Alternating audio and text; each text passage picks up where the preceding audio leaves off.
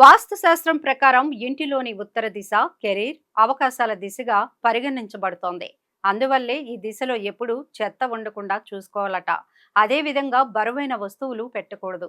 ఎవరి ఇంటిలోనైతే ఉత్తరం దిశ చెత్తతో నిండిపోతుందో ఆ ఇంటిలో పురోగతి ఆగిపోతుందని చెబుతున్నారు వాస్తు పండితులు.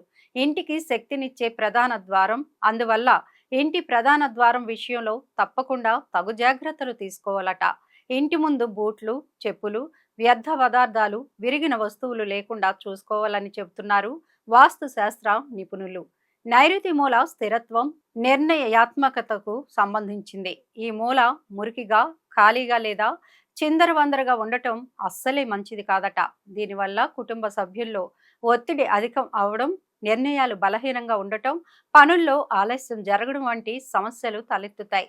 చాలా మంది పాత వార్తాపత్రికలు, దెబ్బతిన్న ఎలక్ట్రానిక్స్ వస్తువులు, విరిగిన ఫర్నిచర్ను ఇంట్లో దాచిపెడతారు. వాస్తు ప్రకారం వ్యర్థాలు ప్రతికూల శక్తిని పెంచుతాయి. ఇది పనిలో అంతరాయాలు, మానసిక బద్ధకానికి దారితీస్తుంది. ఇంటి నుండి ఉపయోగించిన వస్తువులను ఎప్పటికప్పుడు తొలగించడం చాలా అవసరం.